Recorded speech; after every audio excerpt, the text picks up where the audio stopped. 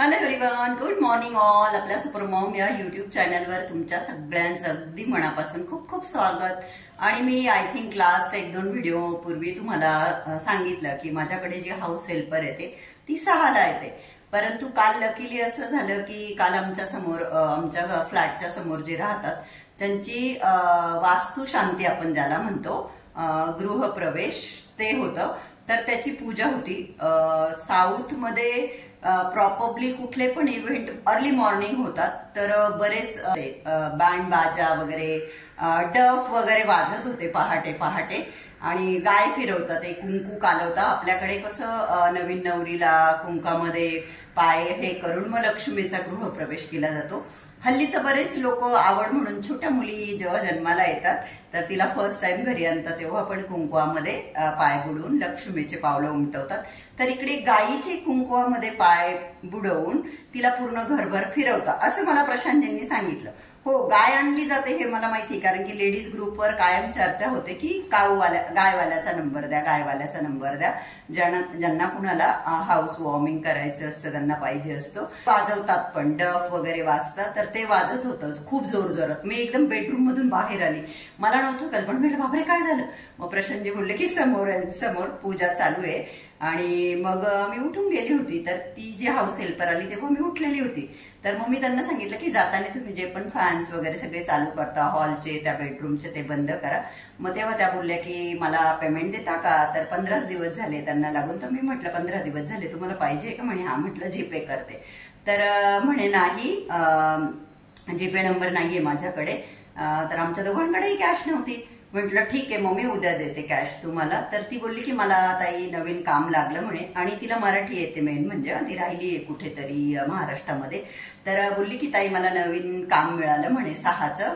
तर म्हणजे जास्त काम. आता माझ्याकडे कसं नुसतं झाडू पोछा ना, तर भांडी झाडू पोछा डस्टिंग वगैरे बरंच. तर मी उद्या तुमच्याकडे उद्यापासून 9ला येईल. आत्ता 9:45 वाजले. मी तिची वाट बघते, आत्ताच येईल मगच येईल, आत्ताच येईल मगच येईल. पण ती अजून काय आली नाहीये. मे बी ती काल पैसे घेऊन काम सोडणार असेल. इथल्या बायकांचा प्रॉब्लेम काय आहे आता बघा, 6ला ती पुसून जाते, कोणी तिला काही म्हणायला नसतं. प्रशांतजी त्यांचे बसलेले असतात, मी झोपलेले असते, तिचं ती पुसून जाते, घर काही घाण नसतं, एवढासा सुद्धा कचरा निघत नाही पूर्ण घर झाडून.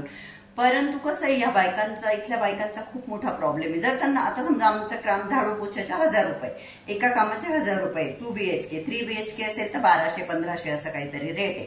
जर त्यांना मोठं काम मिळालं ना, आता एका घरचं समजा तिथे डस्टिंग पण आहे, भांडी पण आहे, धुणं पण आहे, मग ते असं विचार नाही करत की हे पण काम छान आहे, इथे पण काही जास्त त्रास नाही, किंवा हे लोक चांगले काही बोलत नाही, आपल्या मागे मागे फिरत नाही, तर आपण नाही सोडलं पाहिजे असा विचार बिलकुल नाही करत. बिनधास्त खोटं बोलणार आणि काम सोडून देणार.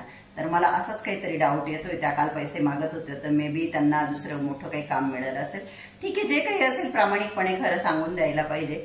तर चला आता मी बाकीचे सगळे कामं तर माझे झाले. प्रशांतजी गेले, डब्बा वगैरे स्वयंपाक भांडी गॅस ओटा. मला नाही वाटत की ती येईल तर मी झाडू पोछा करून घेते आता. हे बघा असं घरामध्ये कोणी विशेष नाहीये, फक्त किचनमध्ये कसं आपण कुकिंग वगैरे करतो तर किचनमध्ये निघतो थोडाफार कचरा. आणि बाल्कनी ओपन असते तर धूळ वगैरे येते, पण असं नाही का विशेष असं काही घाण नसते फरची. परंतु तरी असं नाही केलं पाहिजे, कारण की सगळ्याच बायका असं करतात. खूप बॅड एक्सपिरियन्स आहे माझा इथे. आणि जेव्हाही आपण आपलं घर आपल्या स्वतःच्या हाताने क्लीन करतो तर ऑब्व्हियसली आपण चांगलंच करू नाही का. तर मला स्वतःला तर खूप आवडतं आणि जसं की तुम्हालाही सगळ्यांना माहिती, मला इथे काही काम नाही तर मी सगळं करू शकते. पण तेच की आपण झाडताना कसं वाकून झाडावं लागतं आणि मला पुढच्या बाजूला वाकायला अवॉइड करायला लावलेले डॉक्टरांनी. त्याच्यामुळे फक्त मी झाडू पोछाला लावते. अदरवाईज झाडू पोछा म्हणजे काय 10-15 मिनिटाचं काम आहे. आणि त्या पुसून जाताना पूर्ण घरामध्ये असे पाण्याचे डाग वगैरे दिसतात.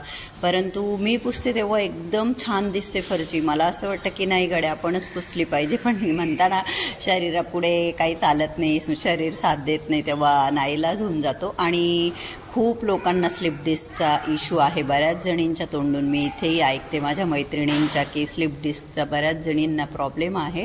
तर फार कॉमन झाला आहे ॲक्च्युली हा इश्यू. आणि का होतो कशामुळे होतो तेही डॉक्टर क्लिअर आपल्याला सांगत नाही. पण ठीक आहे, आता चला. मागच्या एका व्हिडिओमध्ये मी पपईचा शेक तुमच्या बरोबर शेअर केला. तर एका ताईंचं म्हणणं असं की दूध आणि फळ मिक्स करायचं नसतं, म्हणजे मँगो शेक, पपया शेक, चिक्कू शेक, तर हे सगळे फळं आणि दूध एकत्र करूनच शेक बनवला जातो. आणि त्या ताईंनी सांगितलं तर 100% ते त्यांचं म्हणणं आयुर्वेदाप्रमाणे ते बरोबरच आहे. मागे एकदा प्रशांतजी आणि मी असं आम्ही एका देवीच्या दर्शनाला जात होतो इथेच हैदराबादमध्ये. तर त्यावेळेस आय थिंक नवरात्रामध्ये, राईट, तुम्ही त्या व्हिडिओत बघितलं पण असेल जर तुम्हाला आठवत असेल तर प्रशांतजींनी मला रस्त्याने पपया शेक घेतला. ज्यूस होता आय थिंक तो, त्यात दूध नव्हतं, पपया ज्यूस होता, म्हणजे फक्त पपया, त्याच्यामध्ये दूध साखर वगैरे काही नव्हती. तर मला त्यांनी आणलं ना, मला असं नको वाटलं, म्हणजे मला असं वाटलं पपया मी कधी पिलेला नव्हता, पण पपई खाल्ली होती, पपया ज्यूस वगैरे असं काही पिलेला नव्हता. तर मला तो छान वाटला. काल परवा मी बनवला तर मला टेस्ट खूप आवडली त्याची. इव्हन आता मी त्या ताईंचा कमेंट वाचण्याआधी, आज माझा उपवास आहे सोमवार, तर आता सुद्धा मी फुल ग्लास भरून पपया शेक पिला, कारण त्यातली अर्धी पपई बाकी आहे, अजूनही पाव भाग पपईचा फ्रीजमध्ये आहे. तर मी आज आईस क्यूब जास्त यूज केल्या आणि खूप छान थंडगार, टेस्ट तर खूप छान लागली. तरी पण त्या ताईंना मी थँक्यू म्हणेल की तुम्ही मला माहिती दिली. चला, आज सोमवार आहे आणि मी आज ब्लॉगिंगला फार उशिरा सुरुवात केली, म्हणजे आता दुपारचे 4 वाजले. आज मैत्रिणीशी, काही आईशी, बहिणींशी बोलण्यातच माझा खूप सगळा वेळ गेला. तर आता मी हातपाय धुवून आली आहे आणि आता मी रुद्राभिषेक करायचा आहे मला. मी ठरवलं की दर सोमवारी जेव्हा जेव्हा मला पॉसिबल होईल त्या वेळेस रुद्राभिषेक करायचा, कारण ते केल्यानंतर मला मनाला छान वाटतं म्हणून करायचं. तर चला, आता मी माझा रुद्राभिषेक करून घेते. रुद्राध्याय करून झाला आहे. रुद्राध्यायासाठी जी काही सेवा असते, आपलं नित्य सेवा स्तोत्र पुस्तकामध्ये सगळी सेवा आहे. त्याचबरोबर शिवलीलामृत ग्रंथामधील 11व्या अध्यायाचं फार महत्व आहे. तर मी 11वा अध्याय देखील वाचलेला आहे आणि आपण सगळेजण खूप मनोभावे देवपूजा करत असतो. आणि वैयक्तिक म्हणजे असं मी खूप ऐकते की असं नाही केलं तर असं होतं, तसं नाही केलं तर तसं होतं, परंतु मला माझे वैयक्तिक विचार तुमच्याशी शेअर करायला नक्कीच आवडते. तर मला असं वाटतं की आपण सर्व भगवंताची लेकरं आहोत आणि आपल्या मुलाने जर काही एखादी गोष्ट बरोबर नाही केली, चुकीची केली, तर आपण त्याला शिक्षा करू का? नाही ना, आपण शिक्षा नाही करणार. तर मला असंच वाटतं की कुठल्याही देवाची सेवा करताना जर आपल्याकडून काही थोडंफार चुकलं तर देव आपल्याला काही शिक्षा नाही करणार आहे. परंतु हो, माझं पहिल्यापासून हे तत्व राहिलंय जीवनामध्ये की कुणी पण काही चांगलं सांगितलं, आपल्या चांगल्यासाठी सांगितलं, तर त्याचा मी लगेच अवलंब करत असते पहिल्यापासून. मागे शेअर केलेलं आहे की मी जेव्हा नवापूरला राहत होते, जेव्हा माझा प्रतीक 3 वर्षाचा असेल, 3-3.5, म्हणजे त्या गोष्टीला 20 वर्ष झाले. 20 वर्षापूर्वी प्रशांतजींनी टेलिफोन टॉवरचं काम घेतलेलं होतं आणि सुदैव बघा, त्यावेळेस आम्ही ज्यांच्या घरामध्ये राहत होतो त्यांच्या घराच्या समोरच खूप मोठा स्वामी समर्थ महाराजांचा मठ होता आणि ते केंद्र प्रमुख होते. म्हणजे ते काका सेवा वगैरे द्यायचे, सगळं करायचे, खूप छान. मी बऱ्याचदा आधी शेअर केलेल्या आहे या गोष्टी. तर त्यावेळेस मावशींनी मला खूप सगळ्या गोष्टी शिकवल्या, कारण की जसं तुम्हाला मी सांगितलंय, माझ्या आईला कोणीच नव्हतं, आई बहीण वगैरे, तर तिला कोण शिकवणार ह्या सगळ्या गोष्टी. तर आई तर माझी खूप धार्मिक आहे. 30-35 वर्षापासून ती नॉनव्हेज खात नाही, जबकि माझे वडील खूप नॉनव्हेज प्रेमी होते. आता मी ग्रंथासमोर असं बोलायला नको, पण सांगते की तिने करून दिलं, पण ती स्वतः खात नाही आणि स्वाध्याय करते. जय योगेश्वर. तर आई धार्मिक खूप आहे, पण असे सगळे नियम अटी वगैरे असं आईला काही माहित नाही. आपलं साधं भोळं आपलं देवाचं करणं. पण त्या मावशींनी मला बऱ्याच गोष्टी शिकवल्या, जसं की आपण कुठलीही पूजा मांडतो किंवा देवाचं मंदिर असतं, आपलं देव्हारा असतो, तर तेलाचा दिवा हा आपल्या उजव्या बाजूला असला पाहिजे, तुपाचा दिवा हा आपल्या डाव्या बाजूला असला पाहिजे, जमिनीवर बसून व्यवस्थित मांडी घालूनच वाचन केलं पाहिजे. परंतु जसं की माझा हेल्थ इश्यू आहे, मला पाठीचं दुखणं आहे, मला असं मागे पिलो लावल्याशिवाय मी इतका वेळ बसू शकत नाही. आता जवळजवळ मला बघा 1.25 तास झाले इथे बसून, बरोबर, कारण मी रुद्राध्यायाची सेवा पण केली सगळी, त्याचबरोबर 11वा अध्याय पण वाचला आणि बरेच मंत्र वगैरे मला जे करायचे होते ते मंत्र पण मी जपले. तर छान अशी माझी सेवा करून झालेली आहे. मला डॉक्टरांनी नॉनस्टॉप इतका वेळ बसायला नाही सांगितलं. मला डॉक्टरांनी सांगितलं की अर्धा तास झाला की थोडंसं उठा. तर मी अर्धा तासानंतर उठून एक चक्कर मारून येऊन बसले, कारण मजबुरी आहे. आता जसं की देव आपल्याला असं काही सांगत नाही की तुम्ही स्वतःला त्रास करा, परंतु माझी सेवा अशाच पद्धतीने करा, असं भगवंत काही सांगत नाही. आणि त्यातले त्यात महादेव म्हणजे आपले भोलेनाथ आहे, नाही का. आता मी 4-5 आरत्या वगैरे करेल आणि मग संध्याकाळच्या स्वयंपाकाला सुरुवात करेल. प्रसंगीने ह्या मोठे वेलदोडे आणलेले आहेत. इलायचीचा तो शौक आहे त्यांना आहे ना, ते ग्रीन टी मध्ये खूप सगळी इलायची पावडर टाकत असतात. मला त्यांनी ह्या इलायचीची पावडर करून ठेवायला लावली ग्रीन टी मध्ये टाकण्यासाठी. तर मी आता ह्या सगळ्या इलायचीची मिक्सरच्या पॉटमध्ये पावडर करून घेणार आहे.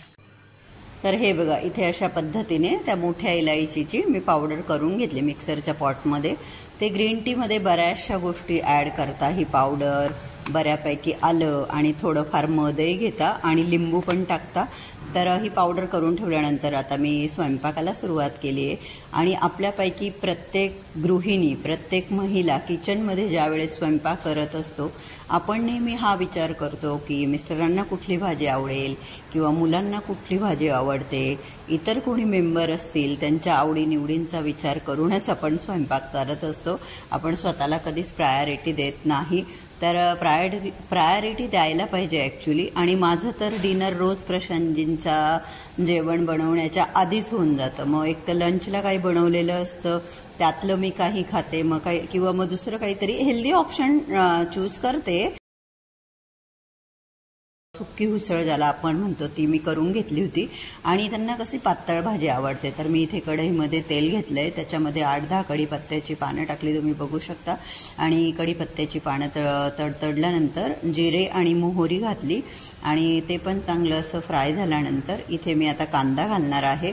तर मी त्यांच्यासाठी पण उसळच बनवते, लसणाच्या पाकळ्या टाकल्या मी तुकडे करून, परंतु त्यांना पातळ लागते आणि मी कोरडी खाल्ली. तर एक मोठा कांदा मी असा बारीक कट करून घेतला. आणि उसळ पण खूप वेगवेगळ्या पद्धतीने केली जाते. ॲक्च्युली प्रत्येक भाजी खूप वेगवेगळ्या पद्धतीने केली जाते, नाही का. तर कांदा छान असा परतल्यानंतर म्हणजे वेगवेगळ्या पद्धतीने म्हणण्याचा अर्थ असा की काळा मसाल्याची, लाल मसाल्याची, पातळ, कोरडी. तर हळद टाकली मी, 1 टीस्पून लाल तिखट टाकलं, त्याचबरोबर 1 टीस्पून मी काळा मसाला देखील टाकला आणि छान असं हलवून घेतलं. आणि माझ्या आईकडे त्यांच्याकडे काळ्या मसाल्याची उसळ बऱ्याचदा करता, असं कांदा खोबरं वगैरे भाजून खूप छान लागते तशी पण उसळ. पण कशी एका माणसापुरती करायची, म्हणून मग मी अशा पद्धतीने केलं. तर ते छान सगळं परतल्यानंतर कुकरमध्ये मी मठ जे आहे ते 1-2 शिट्टी करून घेतले होते, शिजवून घेतले होते. आणि मग ते शिजवलेले मठ उसळ ती याच्यामध्ये ॲड केली. चवीनुसार मी मीठ घातलं आणि त्याला चांगली उकळी आल्यानंतर माझ्याकडे जे शेंगदाण्याचं कूट आहे, 2 चमचे मी शेंगदाण्याचं कूट घातलं, जरा दाटसरपणा त्याला यावा म्हणून. आणि त्यानंतर फ्रेश कट केलेली कोथिंबीर त्याच्यामध्ये टाकली आणि अशा पद्धतीने उसळची भाजी केली. तर कसा वाटला आजचा व्हिडिओ? तुम्हाला आवडला का? व्हिडिओ आवडला असेल तर व्हिडिओला लाईक करा, चॅनलला सबस्क्राईब